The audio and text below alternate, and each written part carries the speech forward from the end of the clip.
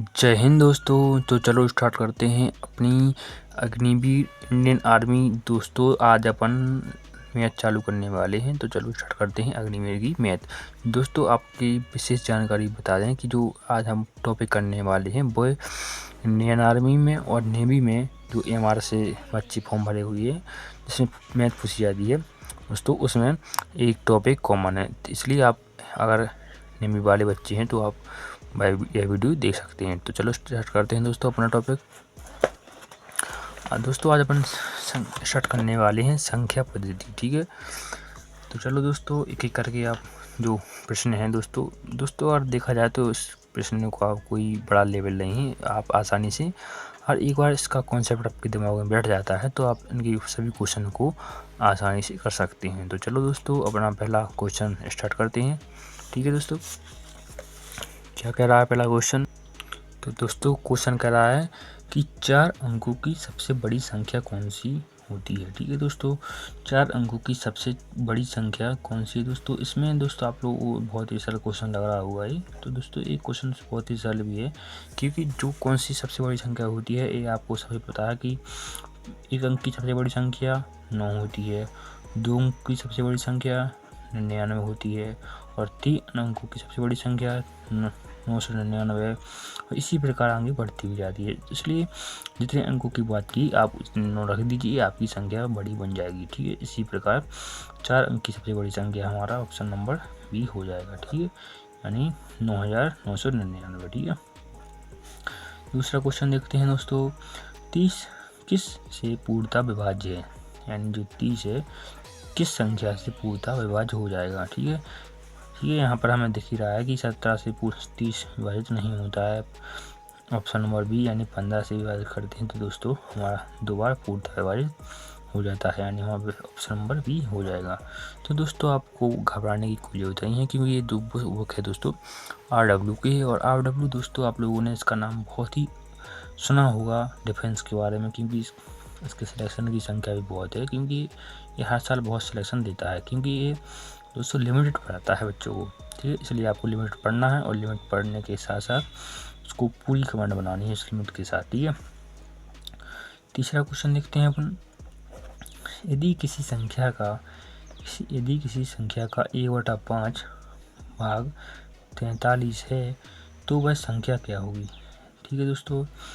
तो अगर हम यानी x का मान लें 1/5 कितना है दोस्तों 43, तो हमें x का मान चाहिए। तो यानी x का मान क्या होगा, इस तरह जाए यहाँ पर जाएगा, तो यानी 43 × 5 हो जाएगा, यानी 5 × 15, 5 × 15 हासिल 1, 4 × 5 = 20 और 1 21, यानी 215 हो जाएगा, यानी ऑप्शन नंबर सी हमारा उत्तर हो जाएगा, ठीक है दोस्तों।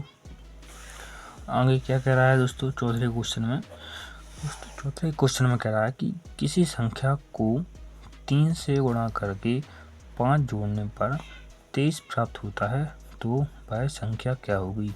यानी अगर हम मान लें वह संख्या x है, तो x का दोस्तों x को इस संख्या को 3 से गुणा करके 5 जोड़ने पर हमें कितना प्राप्त हो रहा है दोस्तों 23 प्राप्त हो रहा है।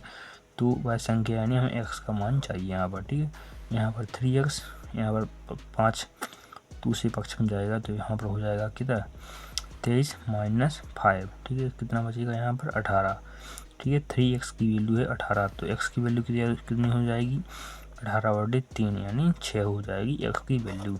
तो हमारी वह संख्या क्या होगी दोस्तों 6, ऑप्शन नंबर बी हमारा उत्तर हो जाएगा, ठीक है। इसी प्रकार हमारा 5वां क्वेश्चन क्या है।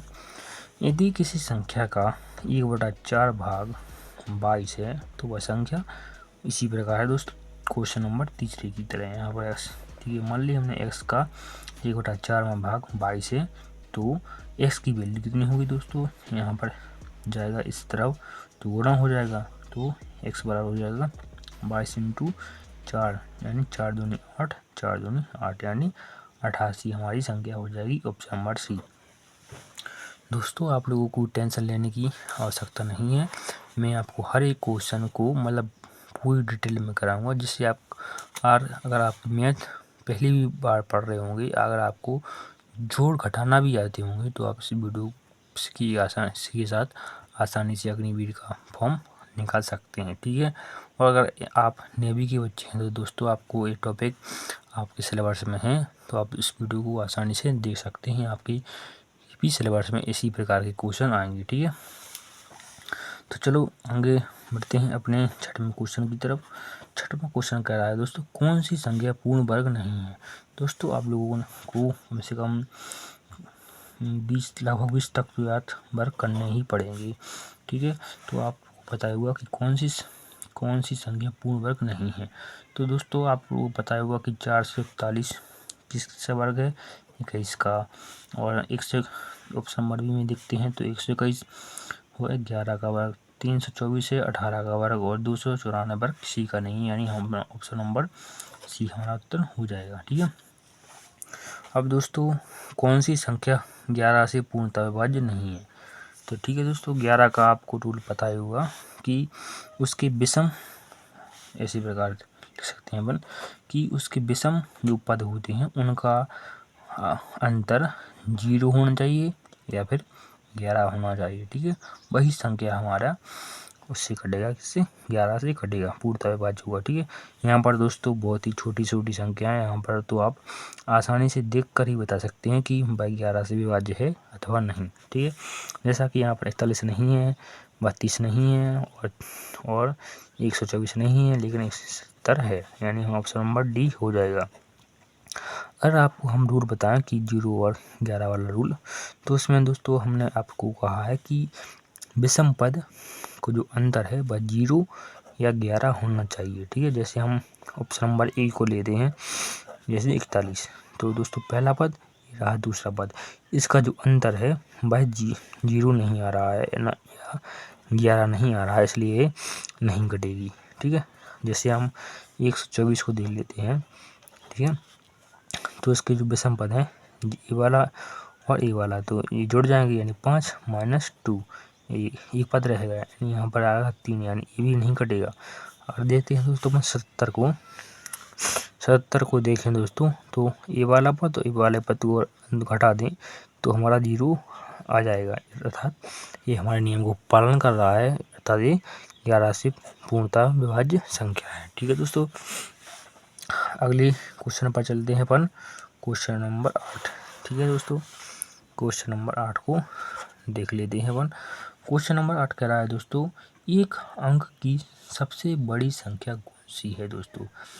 तो दोस्तों आप लोगों को यह बहुत ही अच्छे से पता होगा कि एक अंक की सबसे बड़ी संख्या मैंने आपको पहले ही बता चुकी है कि वह संख्या है 9। ठीक है दोस्तों, और 9वें क्वेश्चन पर चलते हैं दोस्तों। यदि 123 यहाँ पर दिया गया है दोस्तों, लिख भी साथ में लिख रहे हैं अपन, यहाँ लिख रहे हैं 9वां क्वेश्चन। ठीक है, 9वां क्वेश्चन दिया है कि 123/x बराबर 3, तो यहाँ पर हमें x का मान क्या हुआ दोस्तों। इतना बहुत ही इजी क्वेश्चन है दोस्तों, अगर आप मैथ कभी नहीं पढ़े तो आप इस प्रकार देख सकते हैं कि 3 है, 3 के बट्टे में 1 लिखा है, यहाँ पर आप 3 गुणा कीजिए, यहाँ इसका इसमें और इसका इसमें। ठीक है, तो ये x यहाँ पर चला जाएगा और 3 जो है इसके हर में आ जाएगा। ठीक है, ये अंश है, ये हर है। ठीक है, 123/3 बराबर x। ठीक है, 3 से अगर आप इसको काटेंगे तो 4 3 12 और 3 एकम 3। ठीक है दोस्तों, अगर आपको यह भी समझ में नहीं आया तो आप इसको भाग देकर भी हल कर सकते हैं। ठीक है दोस्तों, ये रहा आपका x का मान, यानी 41 ऑप्शन नंबर सी हो जाएगा। ठीक है दोस्तों, 10वां क्वेश्चन कर रहे हैं दोस्तों अपन आज कि एक संख्या का 5वां भाग, किसी संख्या का 5वां भाग 4 है।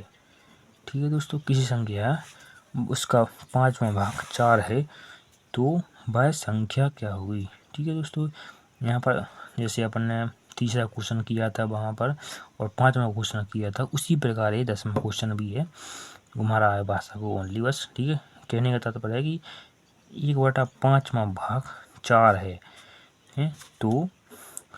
तो वह संख्या क्या होगी। ठीक है, यहाँ पर अपन x मान लेते हैं उस संख्या को, ये अर्थात कहने का अर्थ है कि x का 1/5वां भाग 4 है, तो x का मान क्या होगा। तो यहाँ पर अपन इसका त्रिगुणाकार देंगे तो 4 5 20, हमारी भाज्य संख्या 20 हो जाएगी। अगर आप इसको चेक करना चाहें तो चेक भी कर सकते हैं क्योंकि 20 का 5वां भाग हमारा 4 ही आता है, ठीक है, इसलिए हमारा उत्तर जो सही है। ठीक है दोस्तों, आशा है आप लोगों को यह वीडियो पसंद आई हो।